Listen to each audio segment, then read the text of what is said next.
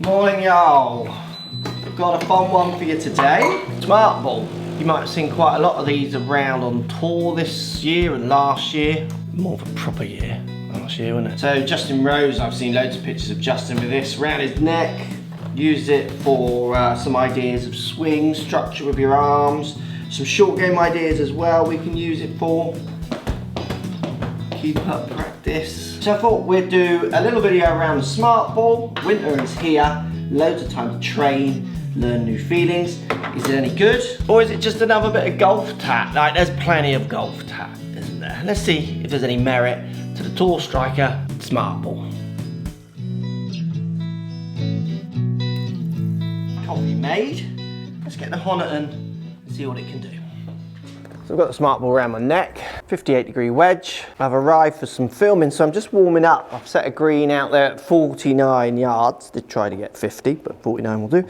And I've just got the ball here between my forearms to elbows, 40-yard pitch. Just warming up, trying to get everything moving together. And the smart ball definitely forces that. Like, it's making me not think. I'm thinking about loosening my body. I don't want to have to think too much about technique, and it's forcing me to definitely move arms and body at a very similar speed, nice and connected. If I don't use my feelings of much wrists, we're not getting much of this, and obviously if the elbow separates from my body, it starts falling out.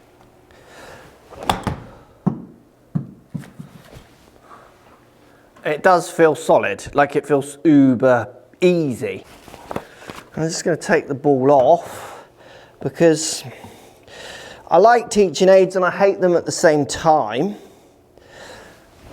So I want to be able to feel those feelings without it. So I'm now doing my shots and recreating the feelings that that ball was giving me. If you can't make that transition between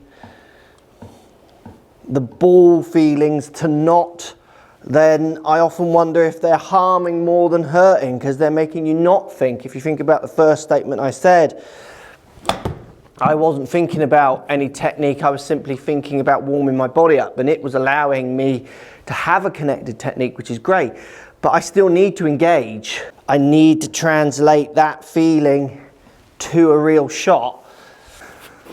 Otherwise, like with every teaching aid, what actually is the point of it? You know, it's a complete safety net that's making you not really think. Now, obviously you could drill and drill and drill and say that it becomes second nature. Where I agree with that, I also disagree, because in practicality, in reality, like, if you're the very small percent who are going to do that, great, do it. You don't need me to tell you to do that. You're going to be that dedicated anyway. Majority of students, in my history of 20 plus years of coaching, is people do ample in the small amounts. They don't do enough. So it's doing it enough with this to translate it to a swing when you're not using this is the key for me. So I've now got my A time. What can I do with some full shots with this thing? So the advantage of having it around my neck like this is I can hit full shots. I could hit full A times. So again, in the same place I had it with the wedge, it's going to give me quite nice arm structure on the way back. So if you're someone who wants to get trail arm moving away, if you're someone who wants to get pretty funky on the backswing, it's going to come out straight away. So as soon as you start really separating this a long way from this, it's going to come apart. Now on the way through, there's a few things you can do. So if I hit my normal swing with this, let's see how I get on. So I can hold on to it the whole way, but it feels very restricted on the way through. So the other option you can do, which I've seen people like Rosie on the range do at tour events, is let it fall out on the way through. Remember, it's around your neck, so it can fall down, it can come off as you get a little bit more separated, which you will on the way through. Now, if I have poor wrist angles, so let's say I'm extending wrists both ways, so I'm not getting club face control. Now, this is where these kind of things I think can go completely wrong.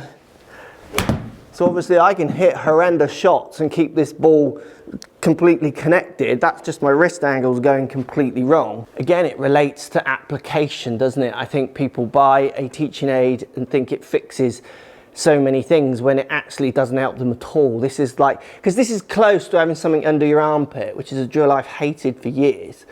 I just see people get so stuck with that and don't really improve their club face control, any of those ideas. I'm using this well because I've got club face control, so it's allowing me to have some better arm structure, which is all good. But as you just saw, if your wrist angles, your grip is crazy and not matching up your movements, it ain't really going to do anything. Ideas I think it's really good at, again, it's like pitching with an 8-iron. If I don't get very good connection on the way through, you're someone, again, not managing the face, but let's say you're not managing it more with the way your elbows work rather than just wrist angles, you could certainly do some swings with this where you do feel much more connected on the way through to get a feel of this arm movement that you're going for, nearly a line ball, rather than having your disconnections. It like completely will give you the feel of those. Absolutely, does get me feeling like the right elbow is coming under, trail shoulders rotating more. It does make me feel like I can get into some good structured positions at the top. I think there's a lot of benefits to this ball for training swing, but I also think you've got to be careful that you're not using it, applying it incorrectly, as I say, because it's going to give you a lot of restriction while at the same time some freedom of movement. But predominantly for me, it just feels uber restricted, but it does feel very connected. Again, if you can use that idea of connection when the ball isn't around your neck, so you're going to use the ideas of connection where you need to, but we're still with some separation to make sure you still are getting a full reach, full stretch, full shots out of it, then I see the benefits. I think too much of it, people are going to get similar to the stuff under the arm drill where they just get ridiculously locked. And again, if you haven't got club face control, it's kind of all irrelevant. For me, I think the best place where it really comes into its own is in my back garden. Let's go there and show you what I mean. Right, this is where I think it really comes into its own. The short shots, the chipping, the ideas of connection down at the bottom. Now I'm not putting it over my neck, which I normally would purely because of my mic. It basically keeps ruffling my mic. So I would put this over my neck like we did in the studio, get it in between your arms, around forearm, just below your elbows. And for giving you the idea of connecting forearms, body rotation together, is so good. Now try not to be really stiff in your wrists as you do this. It's what I see people do when I use it with them, so they get a little bit like a putting stroke. Still try and get your wrists working a little bit, try and flick that bounce onto the ground, but getting the feeling of your elbows moving with your body is such a great way to get a connected strike. And again, no different to what I said inside.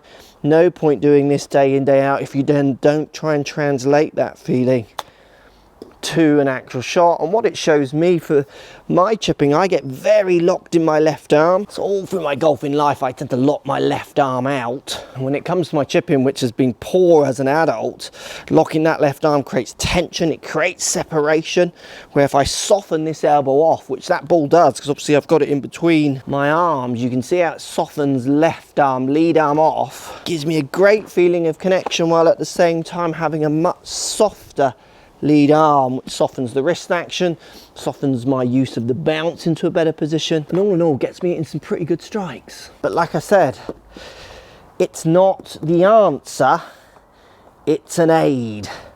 And depending on how you use any teaching aid, they're either great or okay, while at the same time I see them as awful, because that gives me a feeling, but I have to be able to recreate it when the safety net isn't there. So it's the alternation, it's the application yet again in any of these situations that is the most important.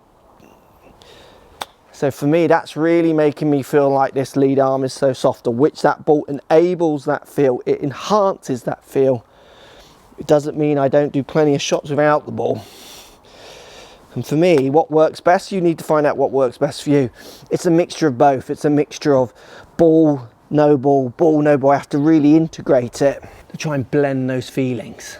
Final application that I use it for as well as my putting. So this one, I put it on top of the putter and then I pinch it basically the inside of the bottom of my forearms, and I make sure it's also kind of, I'm pinching the bottom side of the ball. See how the ball is above my forearms here, so it's not touching my tummy. So with the connection of the putter and my forearms this way, it does allow me to feel if I'm putting any funky wrist flicks in there, so the ball doesn't come out as such. It's just any breakdowns or rolls or shuffles, you really feel it in your forearms because it starts pushing. Your forearms have to kind of rescue that ball, and you feel it moving against the inside of your arm. So again, like with the chipping, it definitely connects things up a little bit better in a way that makes me feel safe for practice, and it does allow people to feel if they are a massive flicker forwards, those kind of things, roller of the face, those kind of ideas, because they do feel that moving. So when we get to the smaller applications, pitching, chipping, because I was obviously hitting a chip there, you could do that for 20 yard, a bigger pitch, I do start to feel this really comes into its own. So should you get one? Yes and no. I mean, I think for the money, it's probably a very useful tool. I would use it to train and help give me that feeling that I need in my chipping. So I probably would. I wouldn't use it in full shots as much, but I see lots of people doing it and it gives them the safety net that they want.